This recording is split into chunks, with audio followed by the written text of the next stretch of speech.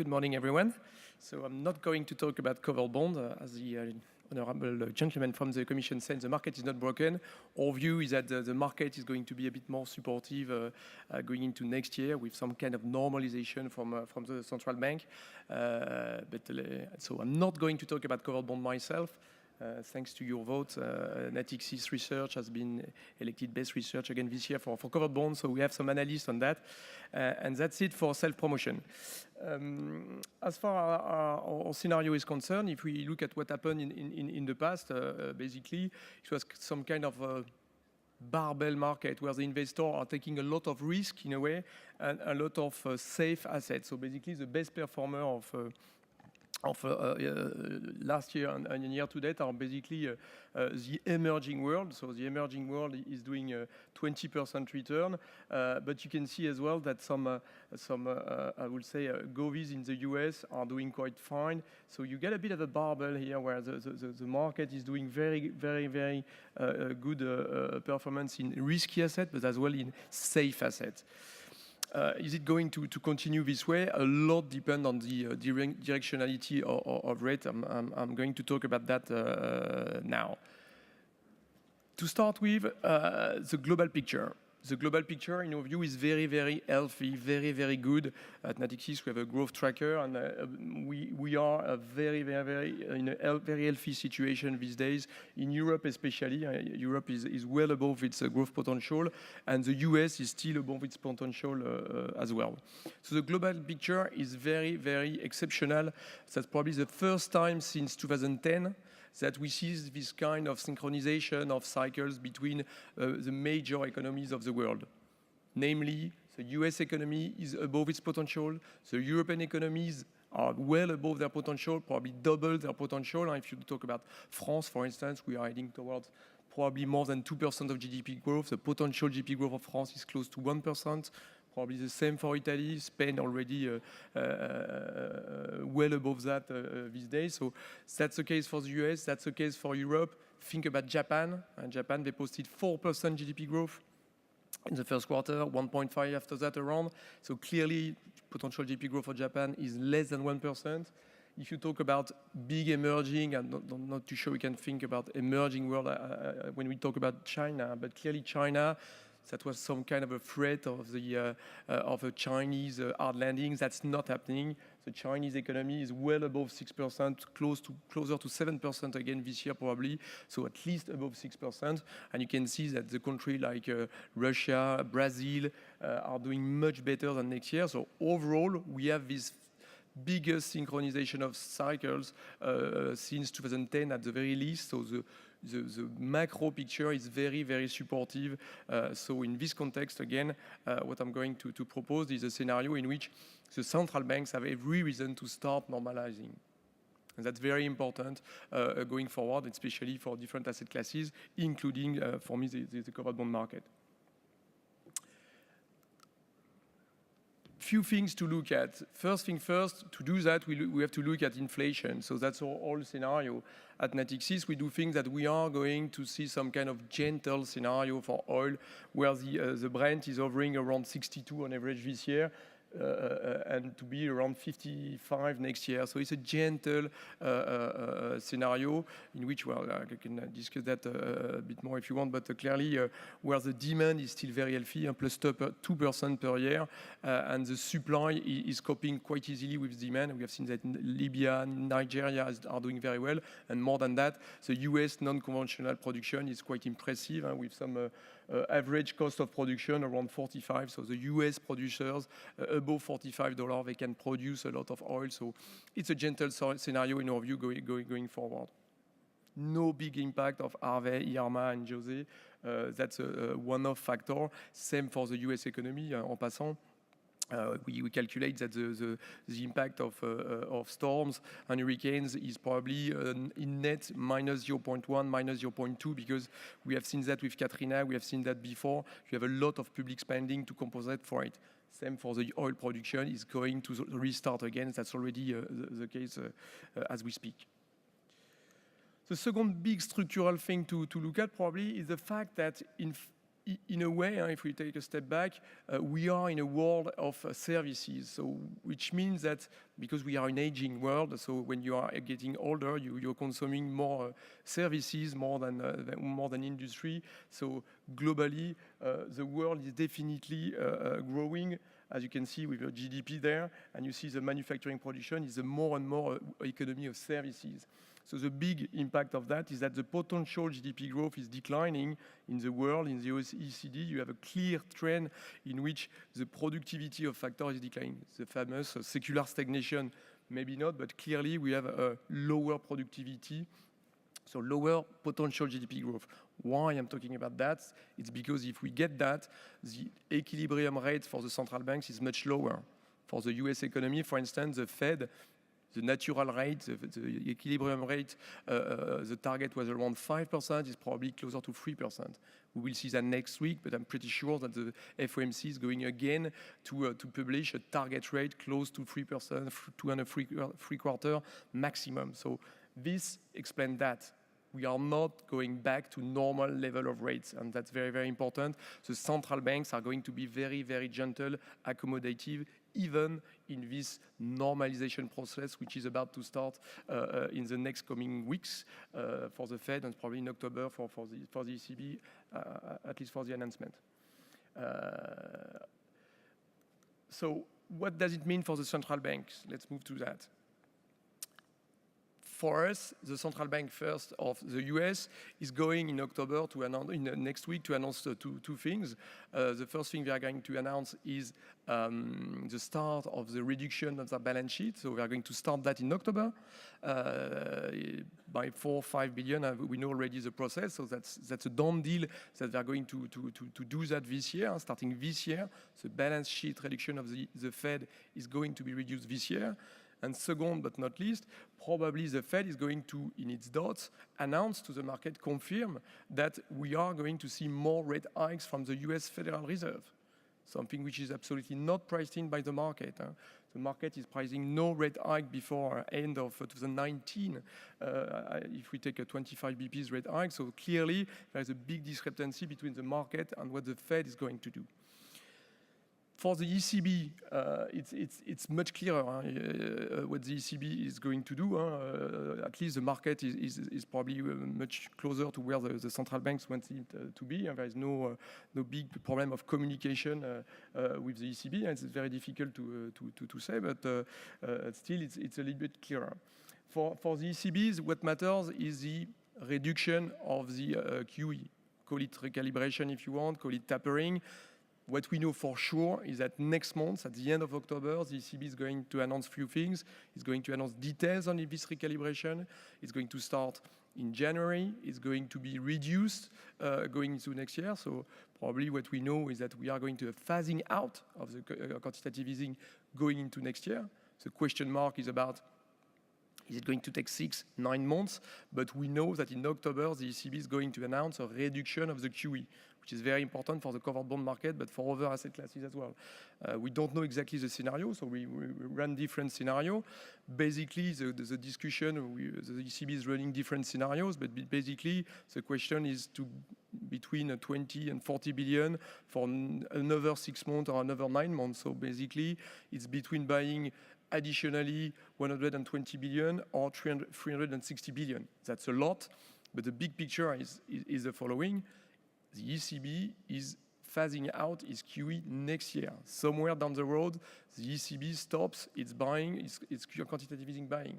So that's a big thing to take into account. So for the rest of next year, 6 months, 9 months, the liquidity, the impact of the ECB on liquidity, on covered bonds, on govies is going to be very, very felt still. It's a very, very stretched market already. If you look at the bond, the govies market, it's very difficult for the ECB to buy some more bonds. For instance, if you take some on average, ECB is very close to its 33% limit. It's 27% already for the German market. So it's very difficult for the ECB to buy for a long period of time without changing the rules.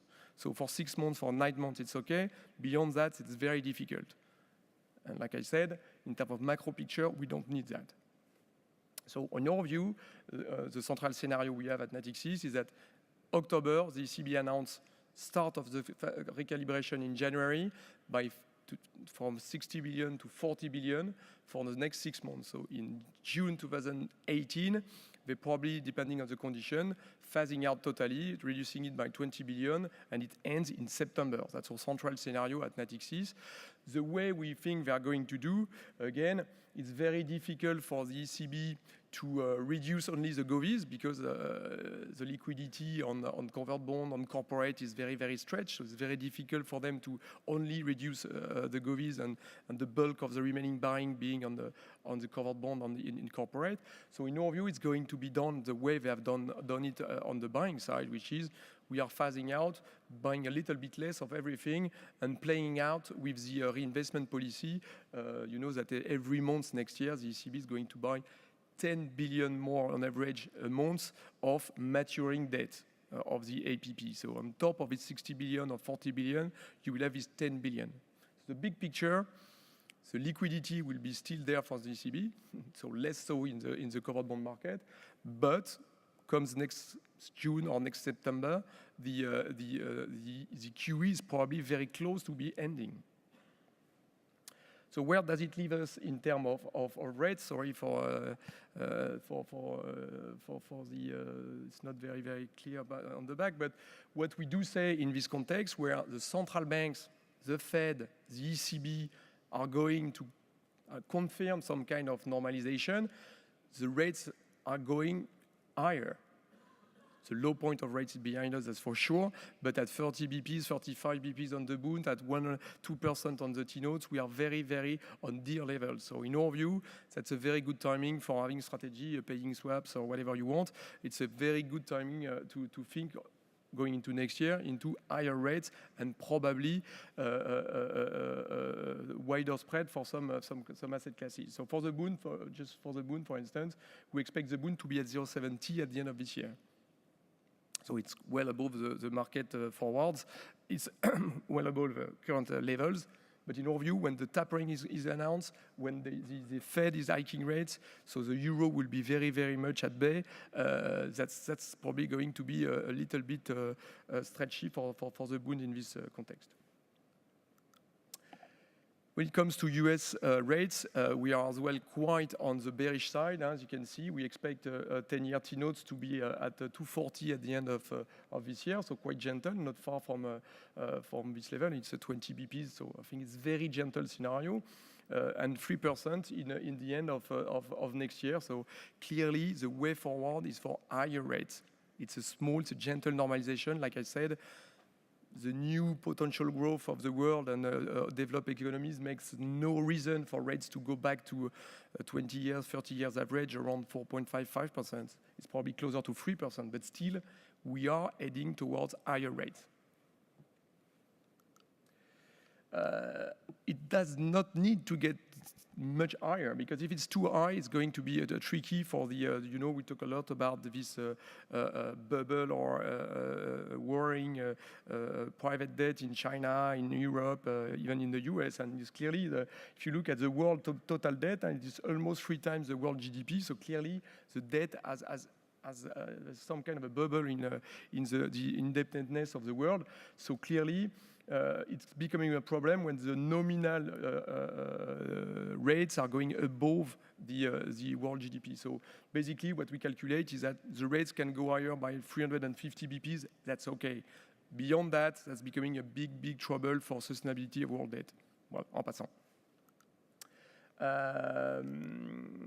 In terms of maybe euro-dollar, because that's probably very, very center in the economy these days, and you know the correlation these days, it's from euro to the bond market. So when euro is going up, the bond market is going, the yield are going down, because people are thinking that the ECB now is only focused on euro, which is absolutely not the case. But clearly, the euro in the correlation these days in causalities, the euro is the name of the game.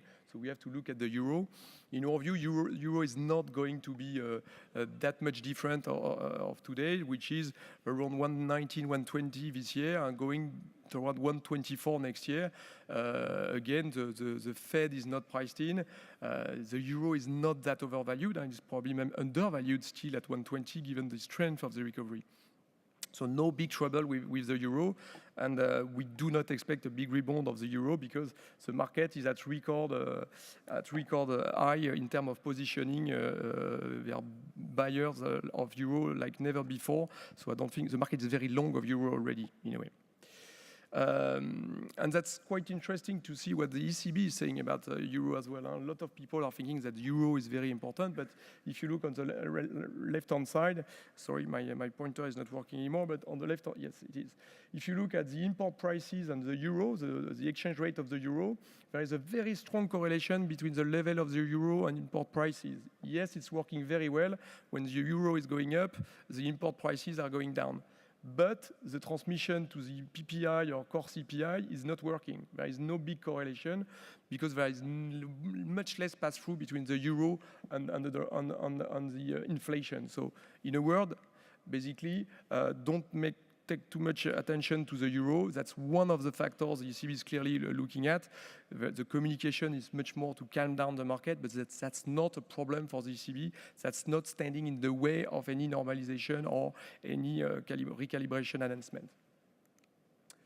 Well, we run some calculation in terms of stock market. Basically, in Europe, the bank sector, utilities are benefiting from a stronger euro. And if you look at in the US, the biggest beneficiaries of a lower dollar are basic resources, auto and construction sector. That's benefiting from a lower dollar if you want to play the move in terms of segment analysis. Another thing to look probably in this big picture, which is a rosy scenario in a way, is what is happening in China. And these days, what is happening in China is the capital outflows have stopped. The monetary basis in China, the foreign exchange reserves are still are now going back up. So clearly, that's something which is reassuring about the state of the economy of China. But just have you seen? You probably seen that yesterday. This weekend, they relaxed the rule, Friday, sorry, they relaxed the rule on the foreign exchange outflows because there is much less outflows. So in a way, it's much more reassuring about the capacity of disturbing the emerging asset class. Few words on the Brexit. So in the Brexit, we are very negative in our view. The Brexit is a bad story in the making. It's not going to change that much the big picture, which is London is going to be the biggest financial center. London is going to survive, that for sure. What is for sure is that now it's not absolutely not a systemic risk for Europe. It's much more a problem for the UK. I go quickly, but clearly it's very difficult to have a nice consumption when you have some inflation and a rise of import prices, which is 70% of the UK economy. While in the other side, the industry is very, very remote in UK, 10% of GDP.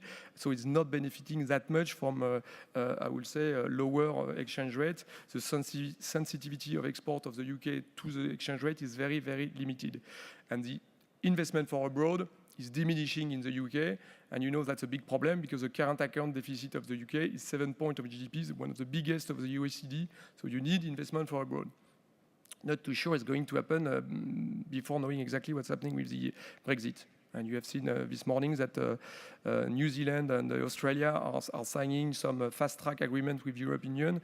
So the Commonwealth, in a way, is choosing Europe versus Brexit. So watch out. It's a difficult situation, but it's less of a systemic risk, more a British story now.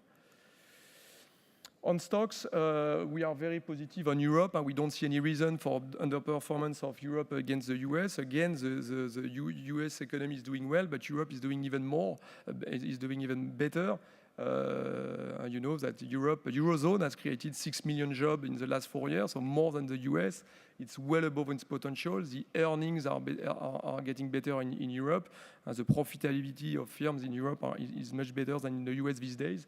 So we do not see any reason why the US stocks are so expensive. If you look at any Shiller or ratio or anything like that, the US stocks are quite expensive. The European are less so, and the Japanese or the emerging even less so. So in our asset allocation, in a way, what we are doing is to play the idea that the correlation we see at this moment are going to remain pretty much the same in the next coming weeks. That's interesting to see that the correlation are moving fast these days. If you look at rates and bonds, for instance, when rates are going up, the stocks are going down, so usual correlation, because when rates are going up, it's because the central bank are going to normalize in the market anticipation. But if stocks are going down for any reason, the rates are going down. So the correlation inverse and becomes, again, more normal in a way. So that's quite interesting to see this kind of changes of correlation. The volatility is very low, but the skew is very high. So the market is still very, very much prepared to a change of correlation, a change of market dynamics. For now, we don't expect any change. So we prefer equities to rates, because the rates, like I said, are going higher. So your total return on rates is going to suffer. And in the credit world, we tend to be a little bit more cautious on the US.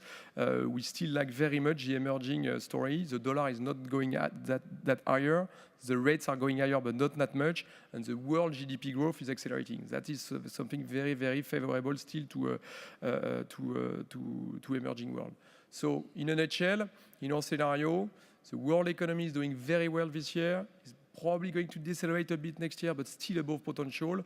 So nothing there we'll say, derail the central bank to start taking back of extraordinary accommodation policies. It's not to say that they're going to be restrictive, but make no mistake, going into 2018, the central bank picture is going to change a bit. The market has to prepare itself to some kind of normalization still. Thank you.